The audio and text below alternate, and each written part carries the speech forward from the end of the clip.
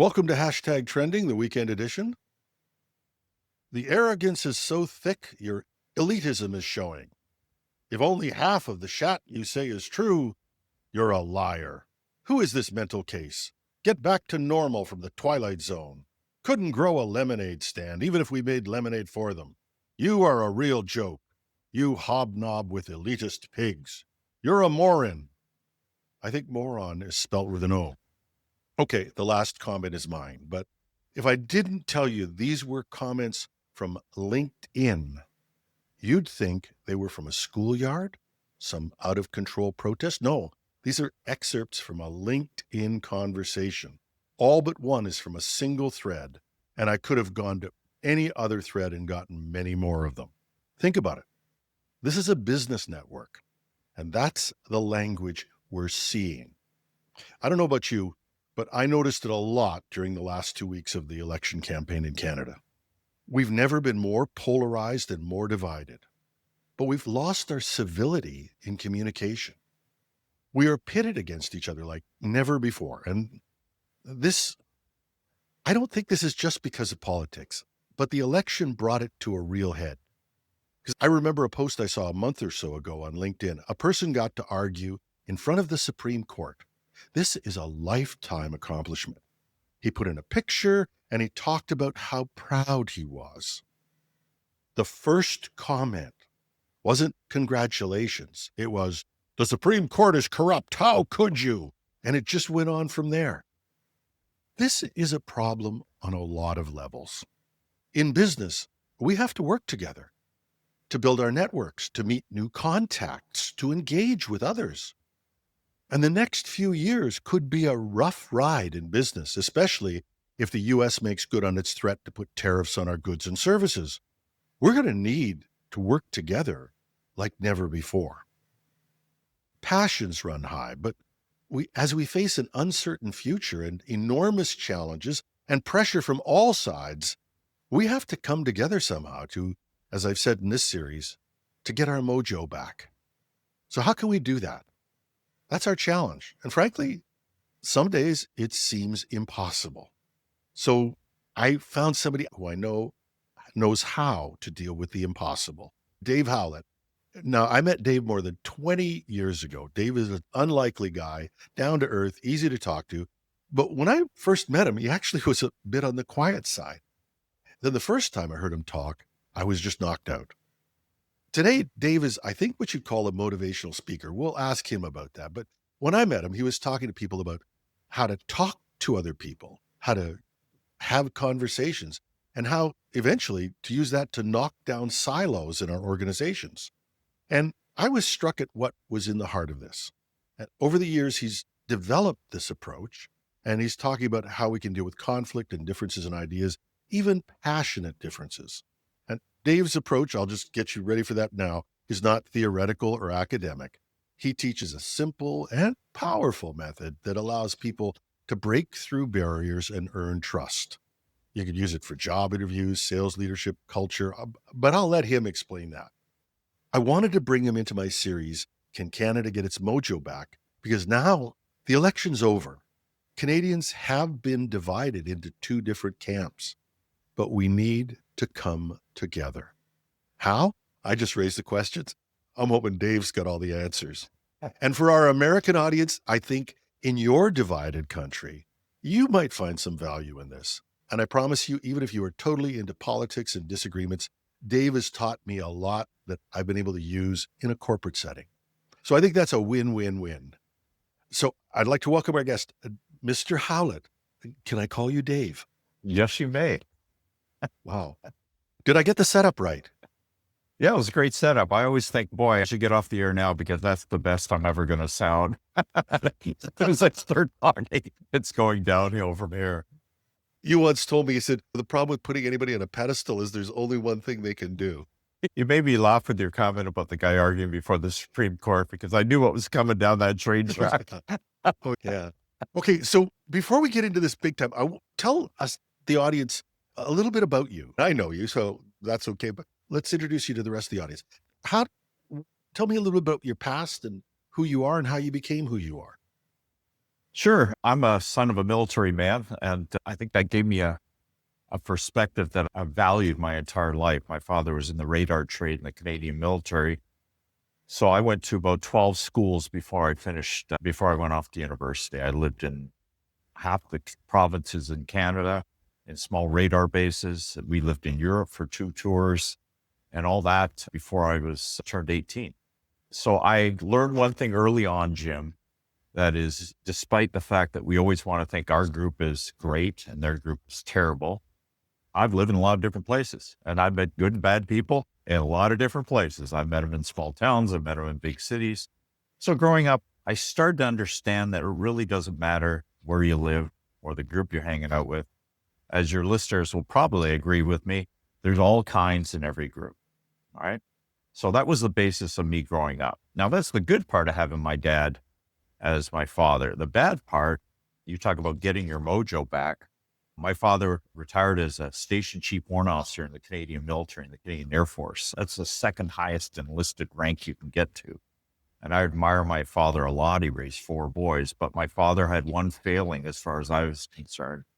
And that is, he was technically a really smart guy, and leadership had a high degree of morality, but he wasn't a teacher and he wasn't a debater. So at the kitchen table growing up, if a subject came up, we didn't have long, useful discourses. My father yelled and raised his voice, and you learned as a kid of his, you either kept quiet or you left the room. And that technique did not stand me a good stead growing up because, as you've alluded to in the business world, you're going to disagree with people. And keeping quiet or leaving the room are probably not good strategies. So I had a good grounding growing up. I had terrific parents who loved me, but I had to learn how to develop the art of disagreement and using civility. Yeah.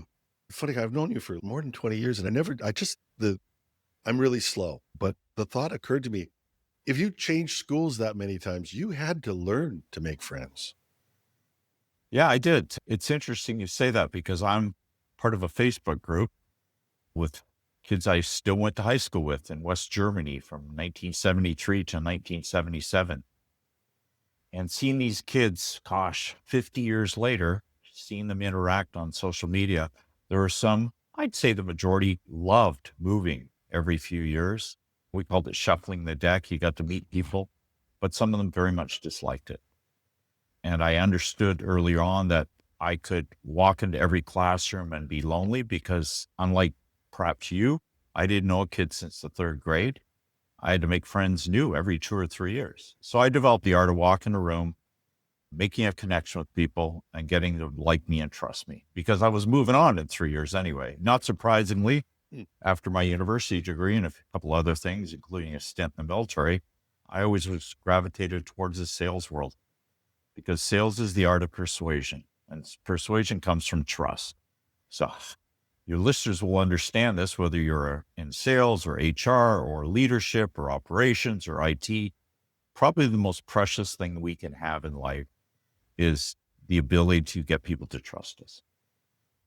Yeah. And when I first met you as a speaker, you were one of the reasons I came out to one of your first talks, besides the fact that I'd met you at Waterloo and seen you and was impressed, was I don't think people actually believe this, but I am an introvert. And I wanted to get better at meeting people. And that, I think a lot of people who do what I do, either performance or being a journalist or podcast or whatever, you can be an introvert and do that. But so I went to your first piece on that and picked up what you were talking about at that point. And I still use some of those techniques. I don't want to steal all your lines for this, but I do. But one of the things, the lines that you said to me that changed how I met people was, if you want to be interesting, be interested. And I practically had a tattoo made of that because it's just so damned obvious sometimes. Anyway, but back to this. So you went from a career in sales. When did you start to think about yourself as a motivational speaker? You're going to laugh because I very much resist labeling myself for other people. And we'll talk about that later. I think that's part of the trust franchise because it's easy for us just to slap a label on somebody and then sleep comfortably at night. Because I've stereotyped you, put you in a box, and I don't need to think about it anymore. So I had a CEO one time. He goes, "So what are you, a motivational speaker?" I said, "You can call me anything you want as long as the check clears." It's so funny because knowing you all these years, when I made my own notes and I wanted to ask you that question, I didn't know what to put there. Yeah. But there is a point when you stand up in front of a group and you try and impart something that you passionately believe in and help them in their lives, right? Whether you call that motivational speaker or whatever. But you went from a career in sales to doing that. What was what moved you to get there, and why did you do it? That's a great question. A lot of people ask me that. So I'm pleased to be responding to you, Jim. This is going to sound really strange, but it came because I was working for a company selling products to dentists. Now, do you know any dentists, Jim? Yeah. Oh God. Yeah. Yeah. Okay. I don't talk to them much. So imagine me in my 20s. I started a retail store with a friend of mine, scuba diving. So I taught scuba diving in the evening and I sold equipment during the day. And I learned about the art of sales and retail and getting people to trust you and like you. I was also responsible for people's lives, right? So I worked in the Caribbean and Canada. And in my early 30s, I met a woman I would marry, and I knew I'd have to get more of a traditional job because I had a science degree. I ended up working for a company that sold products to dentists. So I was a dental supply rep. And I remember the first dental office I walked into, Jim, I was selling anesthetic, that stuff that freezes you before you get a filling. And I said to the dentist, this is a new formulation. It'll freeze your patients faster because of the permeability across the membrane. Therefore, if you can freeze people faster, you could do probably 2 extra procedures in a day and increase your bottom line. And I thought that was a good pitch. And he looked at me like a cockroach. And he said, "I'm a dentist. I'm not a businessman." And I'm like, am I missing something here? This person has their own practice. They've got staff, they've got overhead, they've got insurance, they got operating costs. So I really started thinking hard about my clients, thinking, think like a dentist, think like a dentist. And then I understood these are really intelligent people who, for the most part, and this is not true of all dentists, but they just want to practice their art. They just want to go in there and create beautiful dentistry in somebody's mouth. So I talked to a number of dentists and I said, "Why do you resist what I'm doing?" And they said, "I don't want to be a salesperson." And by then I was selling dental implant systems, which for the most part are not covered by insurance. And then I realized many dentists, and this is going to seem a common theme on this podcast show today, but they did not know the art of talking to people, much less persuading people. So per your point, if you want people to be interested in your practice, you got to be interested in them. I would talk to dentists and I said, "What do you think sales is?" "It's cheating, it's lying, it's plaid jacket, it's used car." And I went, "No, that's not sales, that's bad sales." I remember I had no formal sales training. I had just run a scuba diving store, but I knew all about trying to get the trust of my customers, both to buy equipment and take scuba courses. So you and I are of a similar age. There used to be a British television show called No Sex Please We're British. Do you remember that old show? Oh, yes. So I put together a lecture called No Selling Please We're Dentists. It was a takeoff of that British show. And anybody listening here who has ever tried to sell a product, whether a product or a service, will understand what I was talking about, which is standard stuff. Ask a lot of questions, present the features as benefits, have the courage to ask the customer if they want to buy. It was pretty basic stuff. The dentist loved it because all through their dental school, nobody had ever taught them the art of sales. More importantly, not only did they not know how to sell, they believed the act of selling is bad. So I'm trying to teach you how to play the drums or play a guitar, but everything people have told you is playing the drums is stupid, playing the guitar is stupid. So good luck with me trying to teach you a musical instrument. So I thought, okay, how can I get these dentists to understand, for me to sell them a dental implant system that they have to resell to their patient, which could be $10,000, $15,000, $25,000. How can I get them to do that? Because I can't sell product unless they can sell product. And that's when I invented the gears, the 3 gears. So you were talking earlier on about how you remember a lot of my material. I truly believe 3 things have to happen for me to stand on a stage and get people to listen to me for an hour. And 20 years later, they go, Dave, I still remember your stuff. And that happens all the time. People say, I've heard many speakers over the world. I've heard keynote speakers, motivational speakers, educational speakers. I heard you for 45 minutes 25 years ago, and I'm still using your stuff. So I realized for me to make long-term changes, I had to make it simple. I had to make it universal. In other words, applied to a lot of things other than just sales. And I had to make it teachable. In other words, if you really want somebody to listen to you and take up your material, you got to present it in a way that they can teach it to other people. Does that make sense? Yep. It's like a joke. If I tell you a joke and you think it's hilarious, quite often you'll tell that joke to somebody else. And as soon as you tell that joke to somebody else, it's your joke now, but I've empowered you, and that joke will stay in your brain a lot longer because now you're relaying it on to other people, right? I was driving down a major highway in Ontario, and I was going from one dental office to the other. And I was really thinking hard about how to present material in a way that busy people could remember it. And I'm sure a lot of your listeners on this podcast show, Jim, are busy people, right? In fact, it's an honor to you that they're tuning in to listen to your show. Actually, Dave, it is. And I find that just astonishing and we thank them for it because they've got other places they could be spending their time. This is it. And you're a good looking guy. You're eloquent. But at the end of the day, we have choices, and the waves are crowded with podcast show. Thank God this is an audio contest. They won't know you're lying. You asked me how I started this. My epiphany came, if that's the word you want to use. I was driving on a major highway in Ontario, Canada. And like everybody has, behind the wheel of a car pulled in off an artery road. He had his blinker on, or she had her blinker on. I don't know who it was. And they tried to get in front of me. Do you let somebody in front of you when they're trying to merge in, Jim, or not? No, you don't. None of my stories about this are going to be useful for this audience. Trust me. Let's pretend we're not into self-driving cars yet. So right now we still have a choice in life. We can let people in or not. If you're very honest, you probably say, Dave, it depends how I feel. No. If I'm in a good mood, I'll wave them in. If I'm not in a good mood. Actually, I let people in all the time because it's better for traffic. Okay. All right. I came at it through from like a engineering. good traffic engineer. Yeah. So this actually has a lot to do with your initial question about silos and about polarization. I never even thought any of that stuff way back when. This is 25 years ago. I was just driving down the road, trying to sell products to dentists, and I hit on something that would allow me to be a professional speaker for the next 2.5 decades. And it came because a lady or a guy was trying to get in front of me in the car. I was in a pretty good mood. I'd made a couple sales. Things were going well. I was engaged to be married. So I gave them a little wave to get in front of me. They don't wave thank you. Ooh. And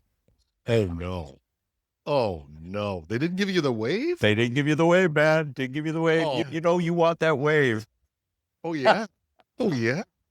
I think we all like to think we're logical thinkers, and everybody but us are of reptile Not brains. if they don't give you the wave. Sorry. They don't give you the wave. So you feel shortchanged. You did your part in the contract. You never got paid by the client. It's just a little wave, Dave. It's not a big deal. It's the least they could do. Yeah. Of course, I went, what the hell is this?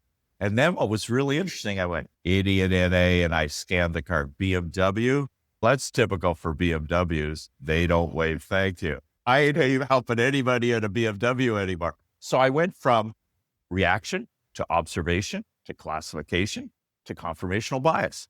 4 quick steps in 10 seconds. And all of a sudden I thought, wow, what just happened to me? I just developed a bias, a stereotype against somebody because they never gave me that wave. I had to get some gas. I pulled over. I went and sat and had a coffee. And anybody who's Canadian or in the north of the U.S. will know about Tim Hortons. So it was a Tim Hortons coffee shop. And I started thinking about this. So this all came because I never got my wave. Why wouldn't somebody wave thank you? My first reaction is they're an idiot. They're selfish. They're entitled. They're privileged. I went through all these things, but I thought maybe they didn't see me. Or maybe that person's kid has cancer and they're away at the hospital and they're mindful of their child who has a medical illness, maybe life-threatening. And it's not about me. And why did you let him in anyway? Did you do it for a wave? And then I thought, no, I did it because it's the right thing to do. And my parents raised me to be a good guy. So I sat there with my pencil and I wrote down 1, 2, and 3. And year 2 is you let somebody in and you want to wave. And that's how most of us operate in life. Economists would say we operate logically according to our incentive systems. So if you want to see how somebody behaves, look at how they get rewarded or how they get punished. Okay, so that's gear 2. Most people drive around in second gear. And I've spoken from Hong Kong to London, England, all across North America, the USA, and Canada. Whenever I talk to any audience, Jim, and I go, you let them in, what do you want? They all yell out in their native language, I want the wave. Okay? Yeah. Yeah. It occurs to me that this is how you train your dog, though. Good point. That's actually very Pavlovian of you. Yeah, carrot and stick management is second gear.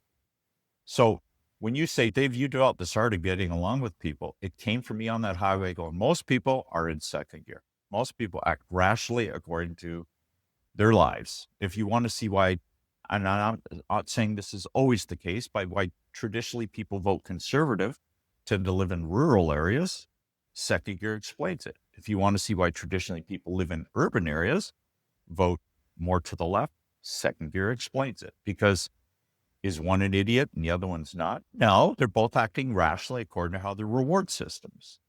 And you can extend that in a company. I go into companies where sales hates marketing, hates IT. Nobody likes HR and everybody hates that office. And they're all accusing the other group, or union hates management, or field office hates home office. And everybody hates the security person. It is the one uniting thing. Guy who runs a cybersecurity podcast. Yeah. It is the one thing that unites us all. We all hate those people who make us use passwords. But here's the really interesting part. So I think your listeners can understand second gear by now, right? It's behavior explained by incentive system. Quite often sales and marketing butt heads. And I go, not that one of you is right and one of you is wrong. Your reward systems are different. Salespeople, usually their rewards are based on whether the client buys. And marketing, the chief premise for marketing is consistency. They stay on message. Don't mess with the PowerPoint. Don't change the colors, right? Whereas sales is, I'm going to change anything as long as I can get the customer to say yes. So you've got two departments in a company battling because their reward systems are different. Now, that doesn't mean they can't get along. That doesn't mean they can't contribute. But second gear is the starting point to accept the fact that sometimes when I argue with somebody and they're supporting a different political candidate than I am, rather than calling the person, as you would say, a moron, say, as Walt Whitman would say, replace a judgment with curiosity. Okay, so what's different about that person's incentive system that made them vote for Donald Trump and I voted for Kamala Harris? Okay, now that's a really interesting way to start off. And that creates a conversation, a space that doesn't mean necessarily you're going to change your mind about the candidate you prefer, but you go, oh, okay. Rather than they stereotype this person as a moron. If I was in their shoes, if I had their type of industry, if I lived in their part of the country, maybe I would vote for a different candidate too. Does that make sense? And just to be clear, I didn't call the person a moron. I just corrected their spelling. which was probably, I think that's more in first gear. All right. So let's, for the benefit of your listeners, let's talk about first and third gear. All right. So second gear, we can all agree is probably a starting point. Any parent out there who was listening to your podcast show has raised kids will all know about second gear, right? Carrots and sticks, carrots and sticks. You do this, you get a reward. You do this, you don't get your reward or you get punished. So everybody generally understands second gear. First gear is narrow self-interest behavior. First gear is me first, me second, anything left over, me again.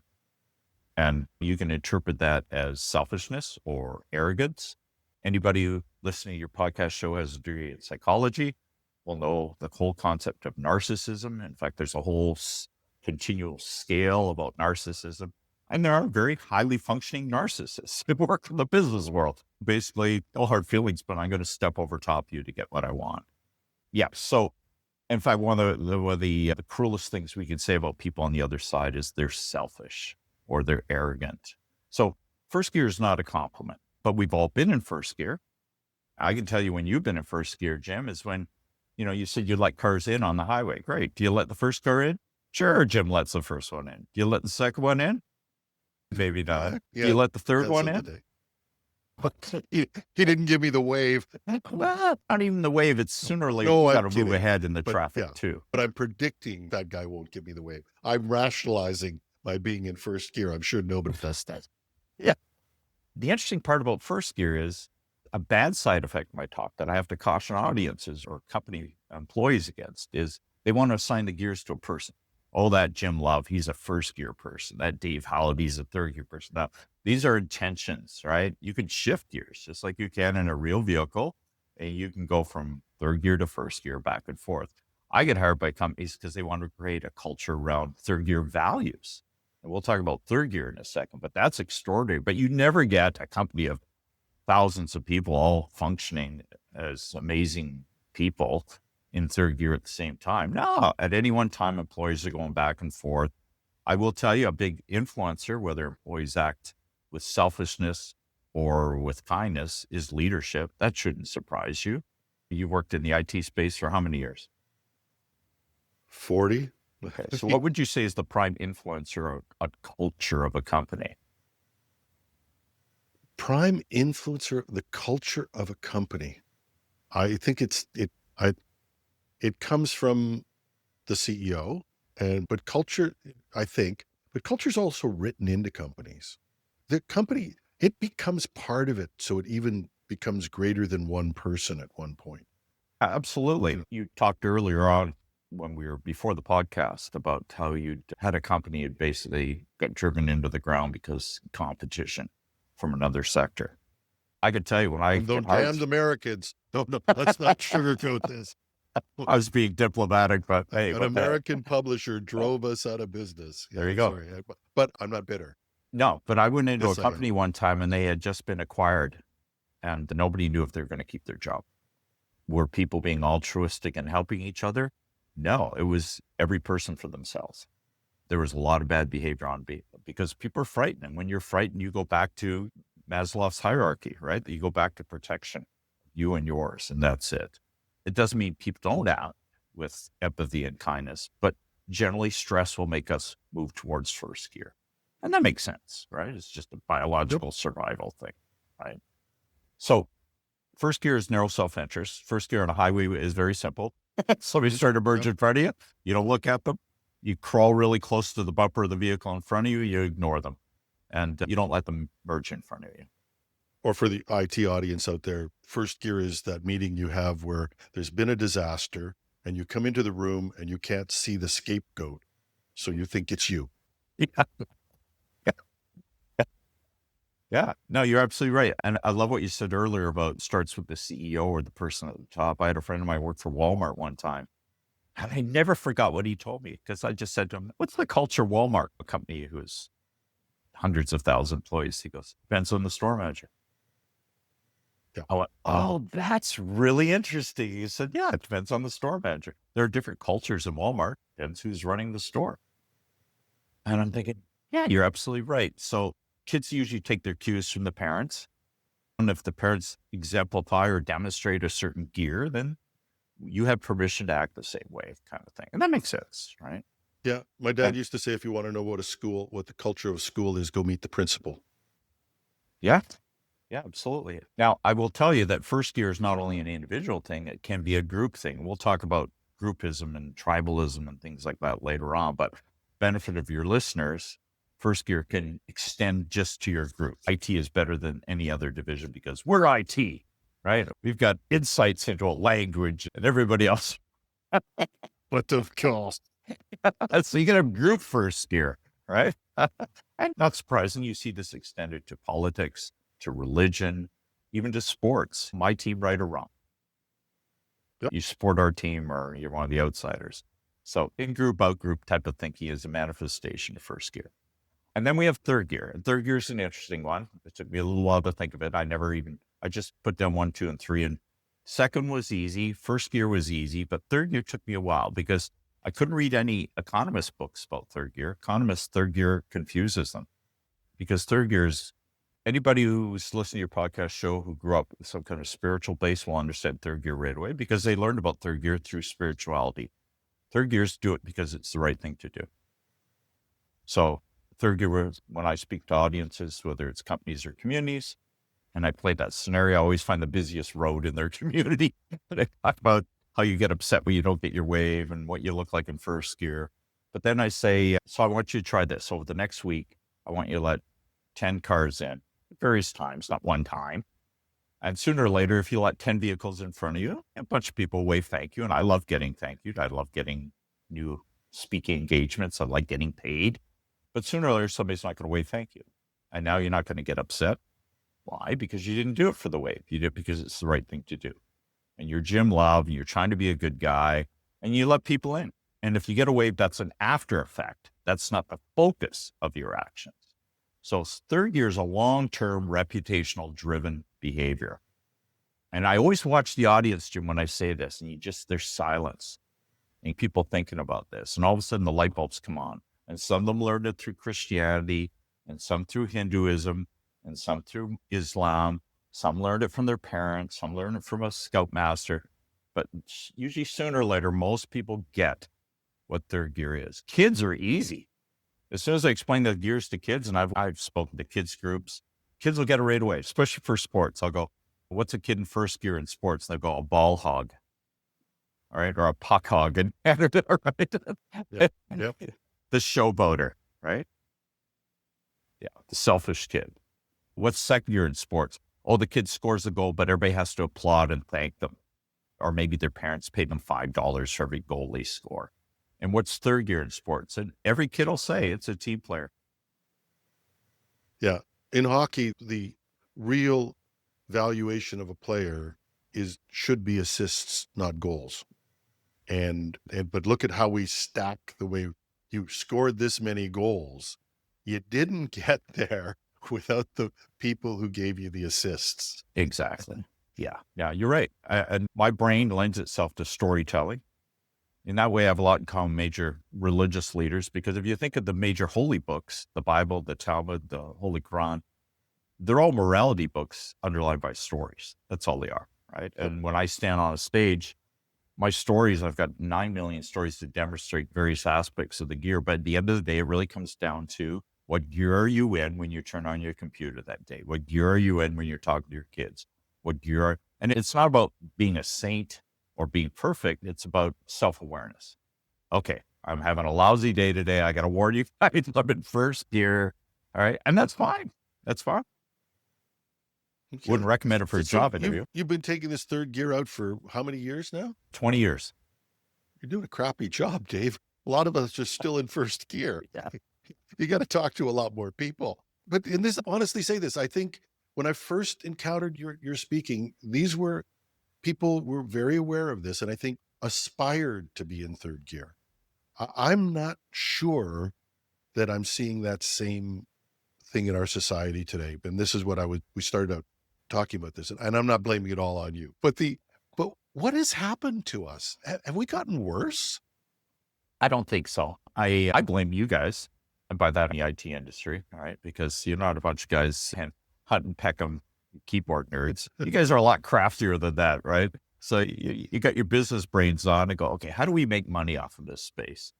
Yeah, it just comes down to algorithms of social media. Who stays longer on the platform? There's a sales thing here. How can we get more and more people to buy our products? We got to keep them on the platform longer, and then we sell our attention to advertisers. Okay, so how do we keep people on the platform?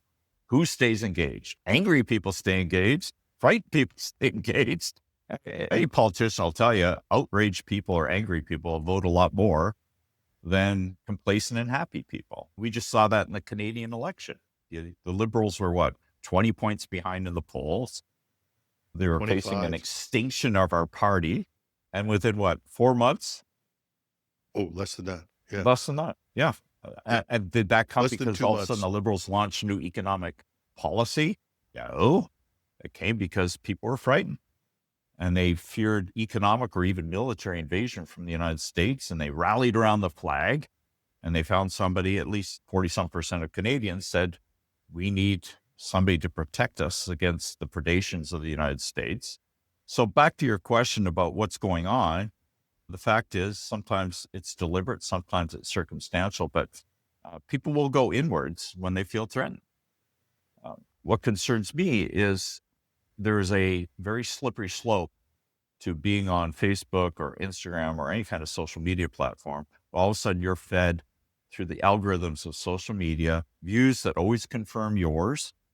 So all of a sudden, a theory becomes truth, and they surround you with people who agree with you. So you don't have any contradicting opinions anymore. And then you've got the outsiders. Those people don't believe what you do because you have the truth and they have the untruth. And I think that's what you're saying. And I think to some extent we can say things, and I'll give you a bit of my analysis of this, is that there's one of the things that's happened is particularly in the US, and I think I'm going to say, and people are going to send me letters on this, but I think the Canadian conservative movement, there's a small group of people who are very frightened of the world that's coming to us, whether it's because they fear it being more diverse or whatever their fears are. And people play on those and they know how to manipulate those. And so we could put those people into one bucket. We could label them and put them off to the side, which you probably would say was a dumb idea. And I think you're right, because all of us have gotten this. And I've noticed it with me, especially. I used to be much more open to make sure I checked out various points of view. I now find myself I find it very hard to engage with people who I believe are on the wrong side of something. I struggle with it. And I know it's there, so I try and get past it. But if I've prided myself on that all my life, of being able to say that I could understand people, and even I'm starting to blank that out. And I think that's been a huge problem when you go, well, that person's stupid because they don't, oh God, that you can at least deal with. But when it has a physical reaction on you, I can't listen to Polyev speak. I'm sorry, I just can't. I feel emotional about it. And all because he said something about there being two sexes and I have a transgender daughter. One thing put him into a peg where I struggled to get him out of that. And I know that we should find commonality. I know what we should be doing. I just find it hard. Yeah, and I appreciate your honesty. Remember, what I teach is always about heightened self-awareness. It's not saying I'm perfect and they're evil, or I'm great and they're not. It's about, okay, I'm flawed. I could be mistaken. I don't have enough knowledge to comment on this, but also I'm prone to certain behaviors. And you mentioned one of them, which is lady never said thank you. She's in a BMW. Everybody in a BMW is terrible. I'm not helping people on BMWs anymore. So you have rationally an emotional response to somebody who ignores the freedoms and rights of someone like your daughter. And that's a rational and totally understandable response. You have the right to hold that reaction, that emotive reaction. The only thing I would suggest is if you want to lobby for the rights of kids who feel that they inhabit a body that they weren't born with, then getting angry and just withdrawing from the situation is not helpful. There's that whole thing about productive energy versus negative energy.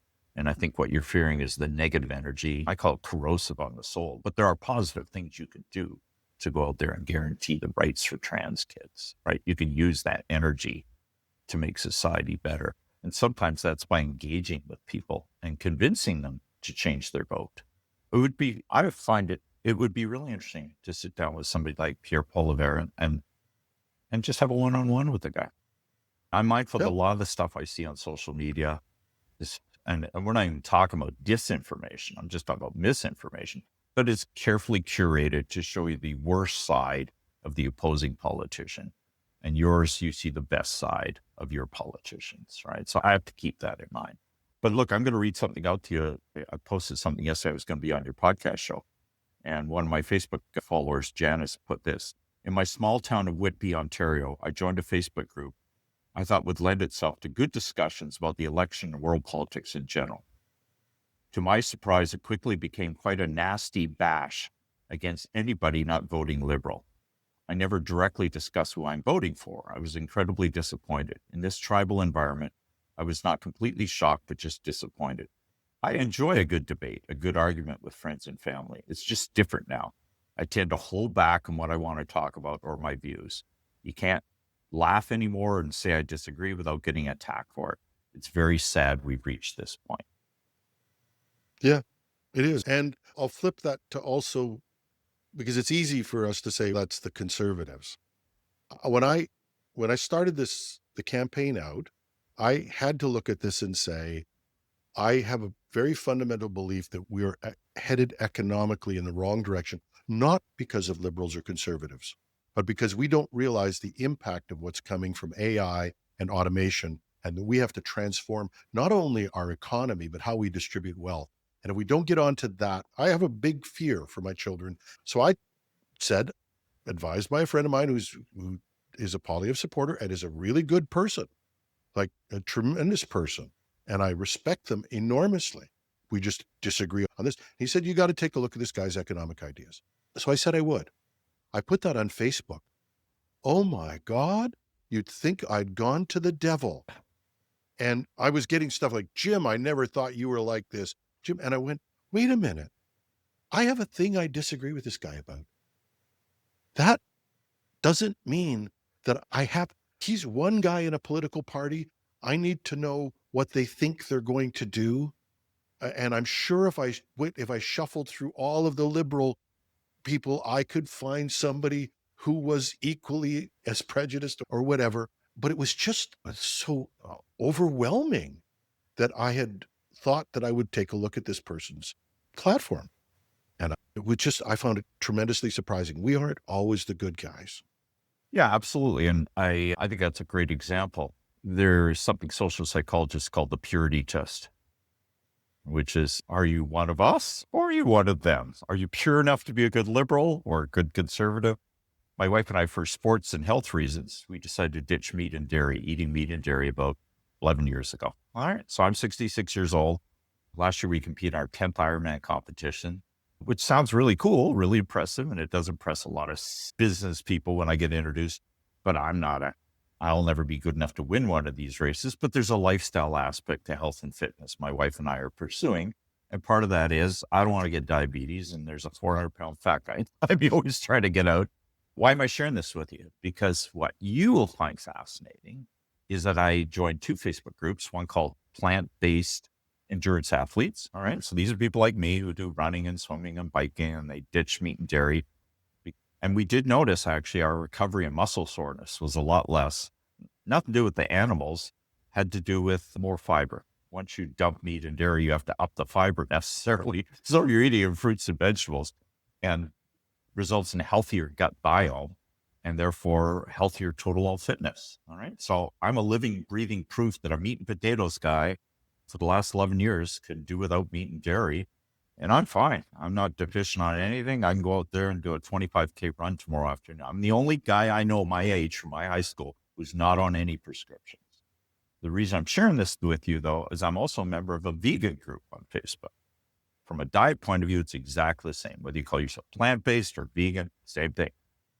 But here's the difference. And I think you and I need to give your listeners some, not just philosophy, but some real life tactical stuff that they can use, okay? To have discussions, break down silos, to maybe reunite with that brother they've had a falling out with over political disagreement. So here's the second one. I try hard not to assume I have a moral high ground.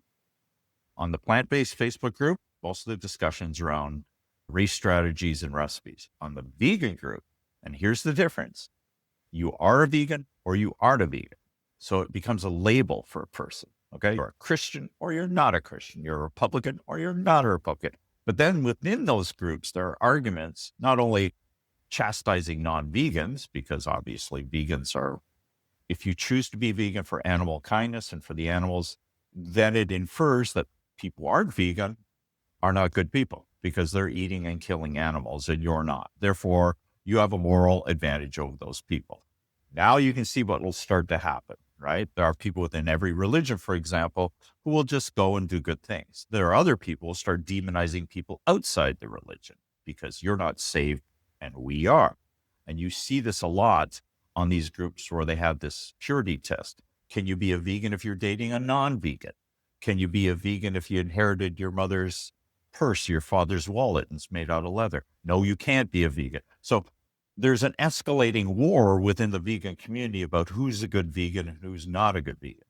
The reason I'm sharing this with you is one thing that's worked very well with me that complements the gears is, and I actually enforce this on my Facebook group. You can discuss religion and politics and sex on my wall.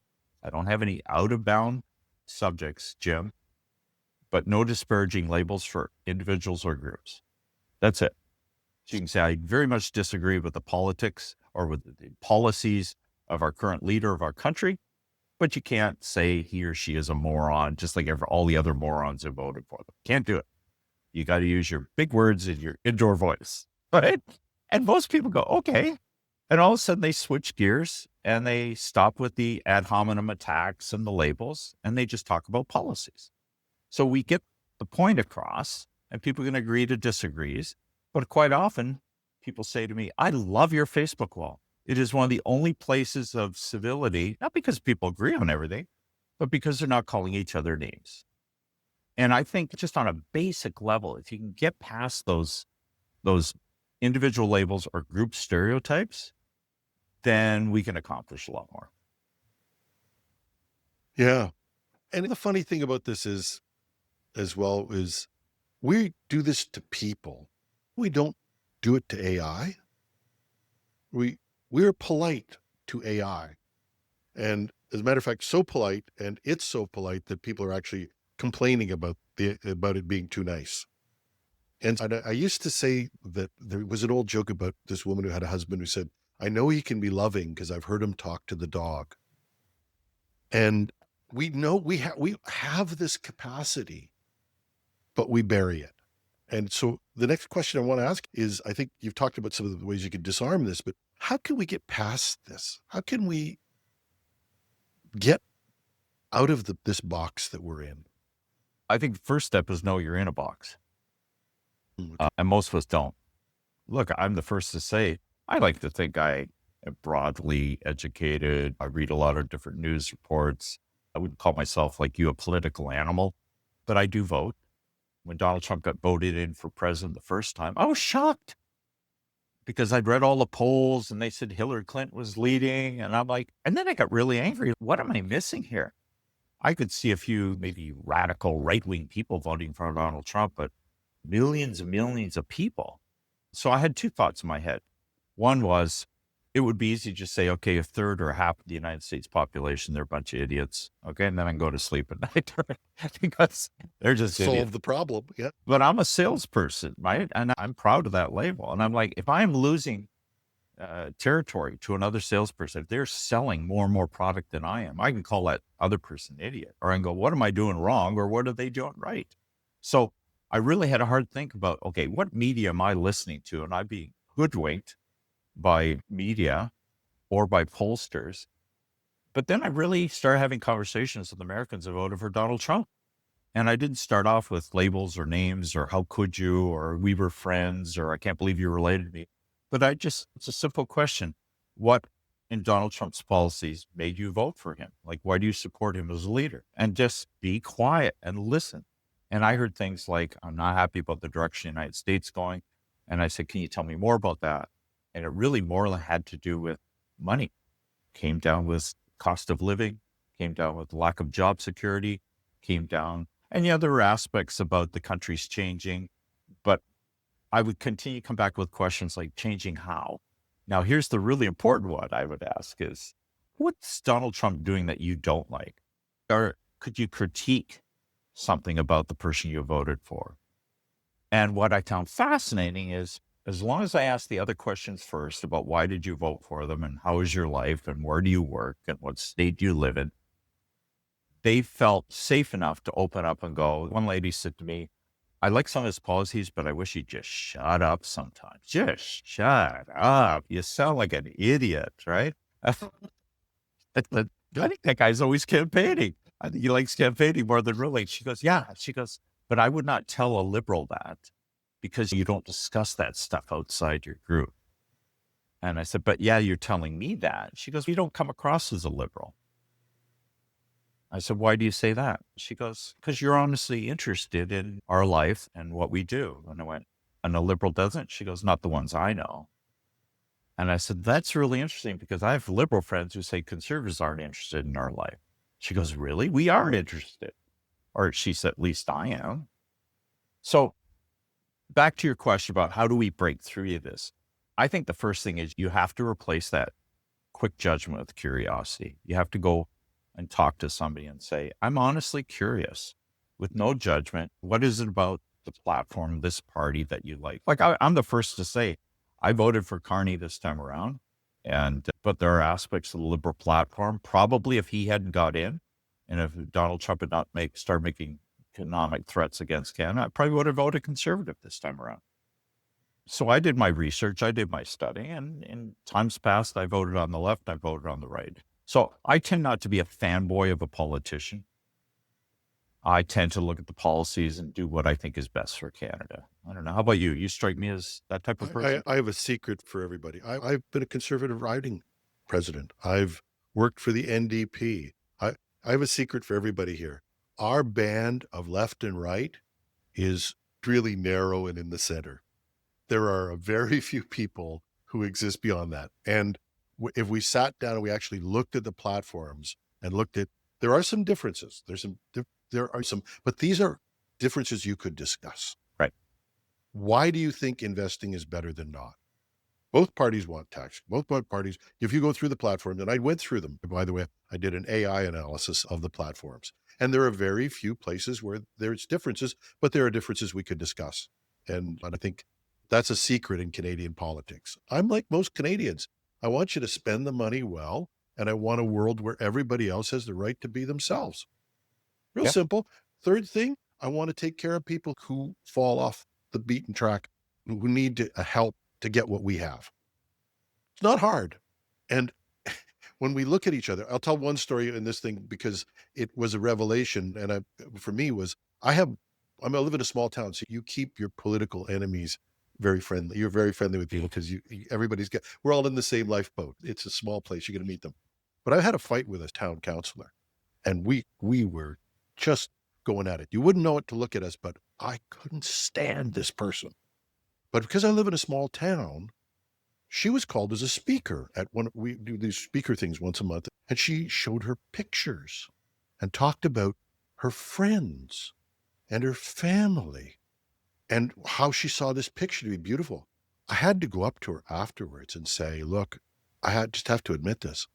I've never gotten on with you, and I have totally misjudged you, and I apologize.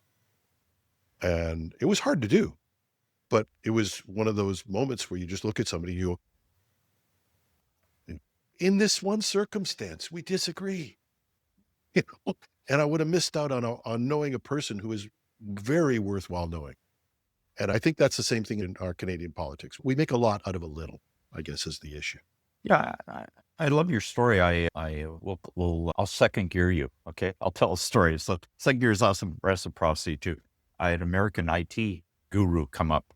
He was working with a U.S. or Canadian consulting firm, and the CEO had bid for a charitable function and got me as the prize. Right, so I came in to speak to this financial group, and I spoke for 45 minutes over their lunch hour. And he came up to me afterwards. And he said, did you see me sitting at the back of the room? I said, yeah. He goes, I had my arms crossed, a frown on my face. I said, yeah. He goes, okay, I'm from California. He said, I had to fly up here and do some stuff. And he goes, last thing I got to do is listen to some motivational speaker. I said, yeah. He goes, but here's the thing. You open your mouth. The first thing you do is you made me laugh.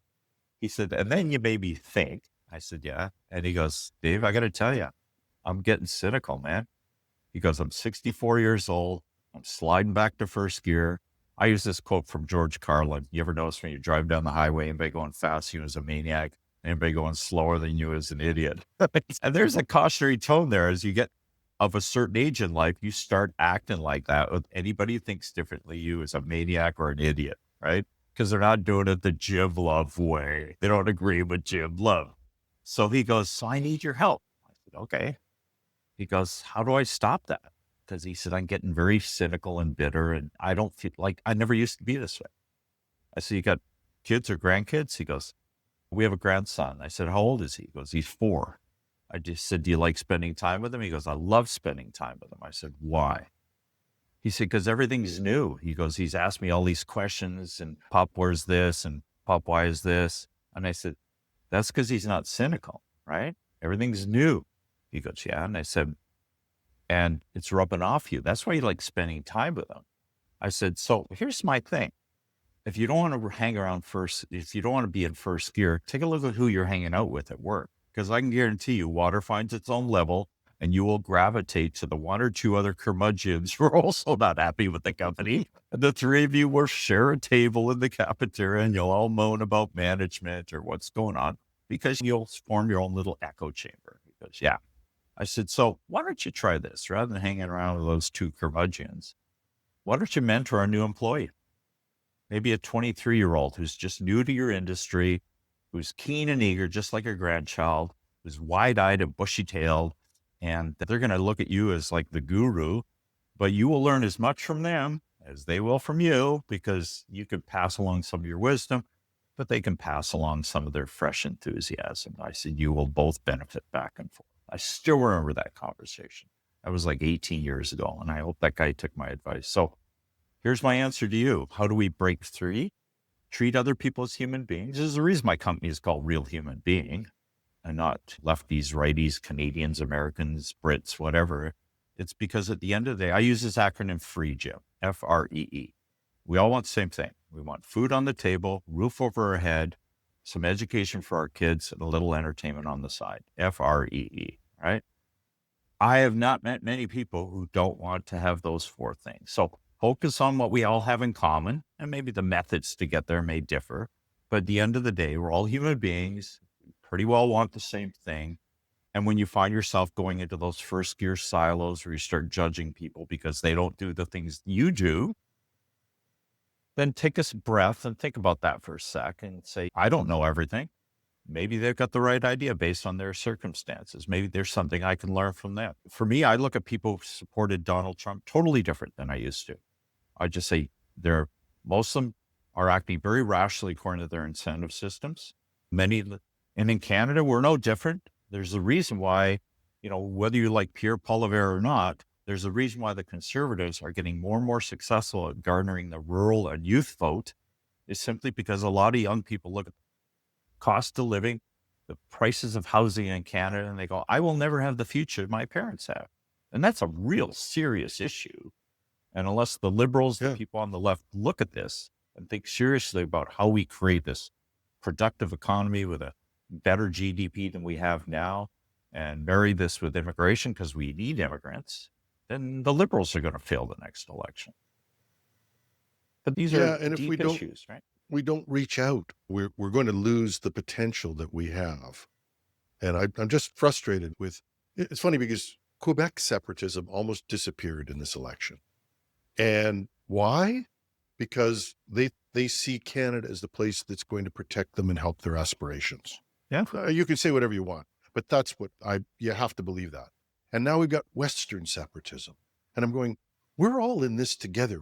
Why can't we sit down and figure this out? But again, I'll go over it. Some people think if we even talk about oil, we're off the team.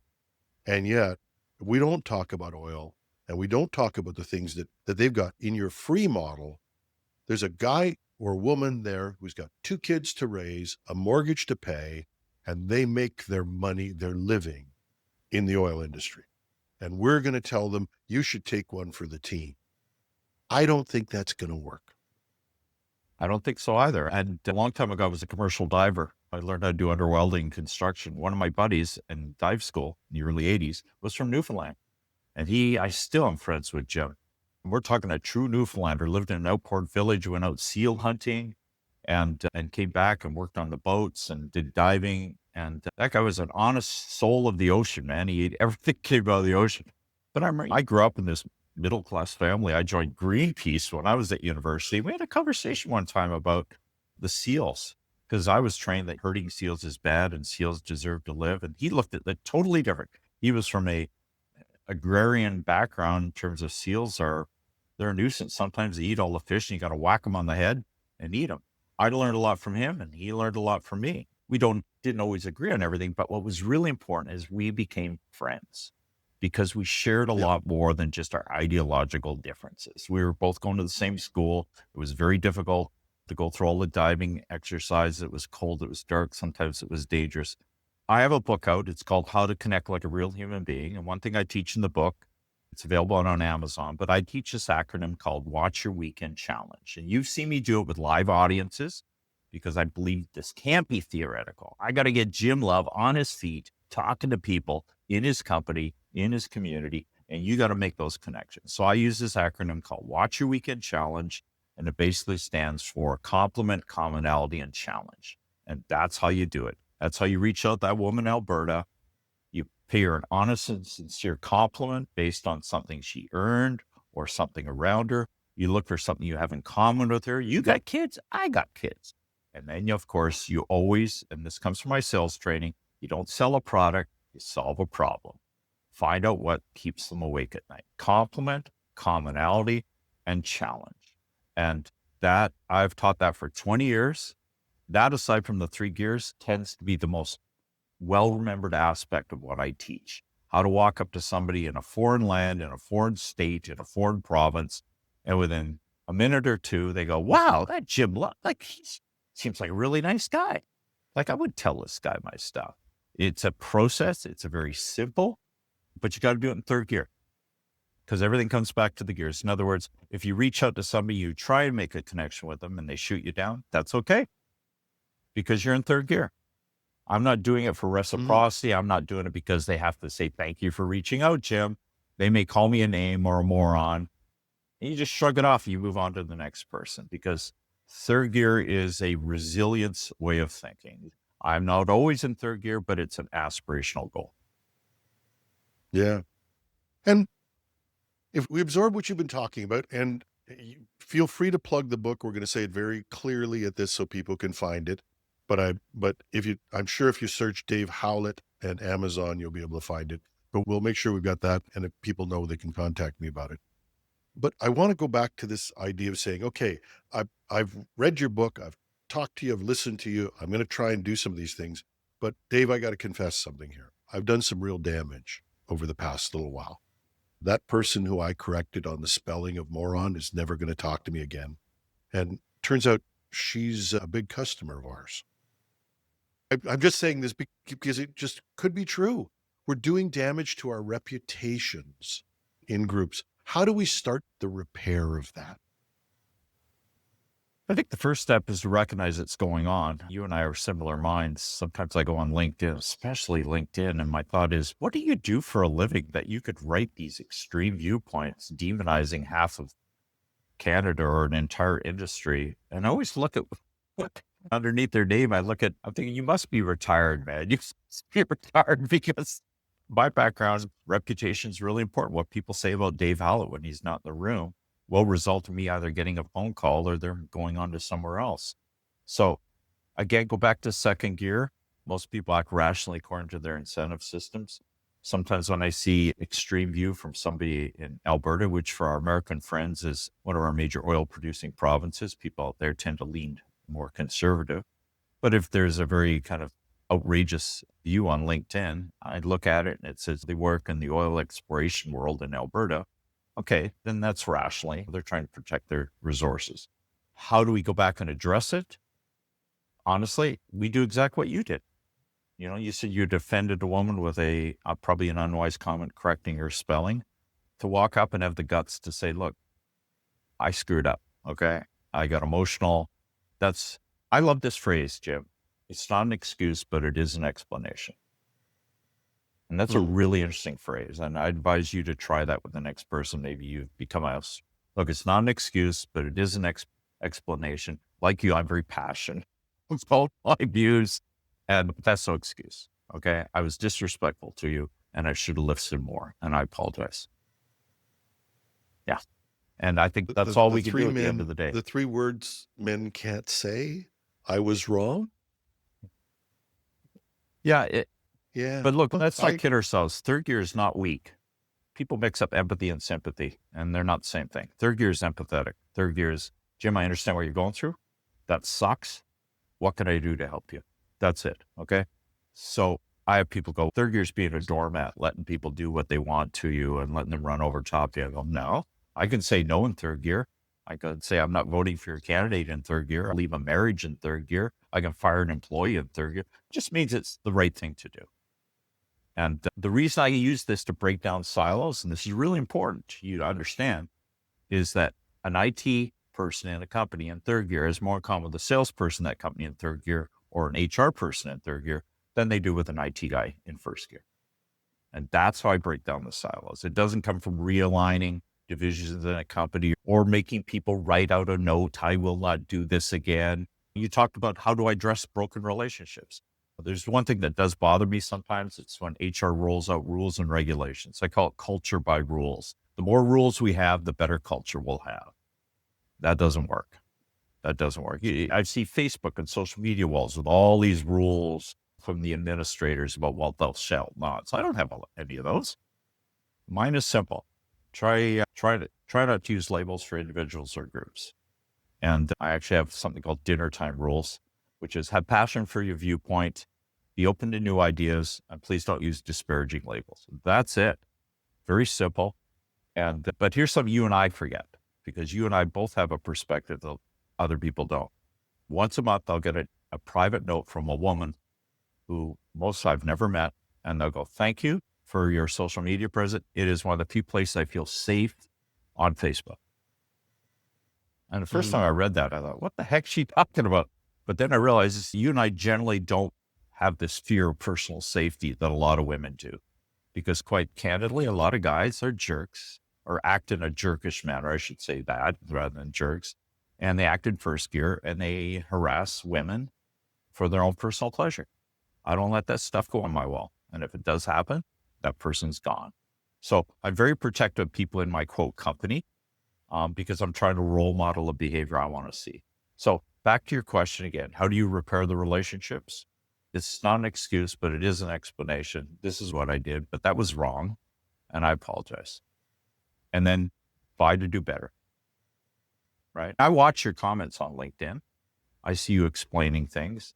I don't see you using disparaging labels. I don't see you stereotyping other political groups. Whether you realize it or not, you are making a difference because your comments come across as very thoughtful. Yeah, they're passionate, but you also come across as an open-minded person who is prepared to study both sides of the issue and do your research. And whether you realize it or not, a lot of people read those comments, but they never comment on them. They don't like them. Or they don't check the box, which is I've read your comment. But I think just by your very behavior, Jim, you do make a difference. And I encourage you not to slide into the safety of a group where you just surround yourself by people who agree with you. But every once in a while, without the clutch, I go to first gear. Dave, this has been fantastic. I want to give you one piece, though, just at the end of this. There's an old saying, I really loved it when I was taking some sales training, which is, what do you want people to think about when you're out of the room? What do you want them to say about you? What do you want people to say about this talk after you're off the air? I want them to say, wow, this guy made me think. And then I would want them to say, you know what? I have somebody who could use this. I would be extraordinarily overjoyed if anybody listened to your podcast show, sat at the dinner table night and taught the 3 gears to somebody else.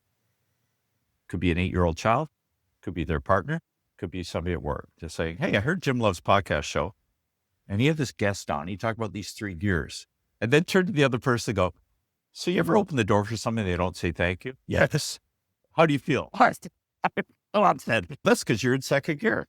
Yeah, I would be really overjoyed if somebody taught the gears to somebody else based on this show. Cool.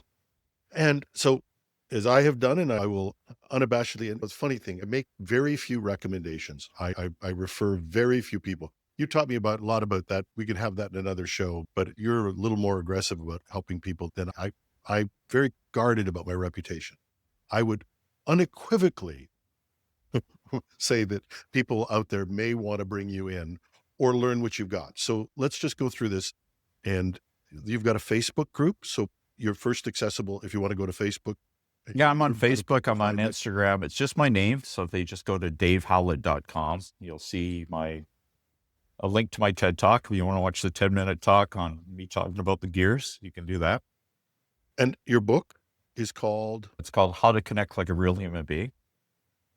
And that's And on it's Amazon. available. You can just Google it, get it off Amazon. Buy a paper copy, or you can get an e-copy. And you are available to speak. You're still speaking. You do accept speaking engagements? I do talks for companies, communities. I donate the odd talk for a good cause, because I got to walk the walk too. I got to do the right thing. I've raised thousands of dollars for charities and food banks and things like that. Yeah, it is my soul. I don't think I'll ever retire from doing this. Great. Dave, thank you so much. I always enjoy our conversations, and I will tell people, just so you know, that somebody does walk the walk, or what, I hate that phrase actually, but he lives what he talks about. Every once in a while, I'll get a call from Dave and just say, how you doing? And I look forward to it. And get to know him yourself, and maybe you'll get one of those calls one day. Maybe you're feeling a little down, and Dave will call you and say, how you doing? So that's it. Dave, thank you so much. My guest has been Dave Howlett. I'm not going to type him and put him in anywhere. He's a remarkable person. You should get to know him. If you want to find out more about Dave, we'll give you that, but I'll put that in the show notes so you can find this stuff. Or you can always contact me, because I love your comments on the show. I try to take those in third gear. I love compliments, but if you got something you want to say, this is your program. So let me know. You can reach me at editorial@technewsday.ca, or I'm on LinkedIn, obviously. And if you're watching this on YouTube, just pop a comment right under the video. We respond to them all.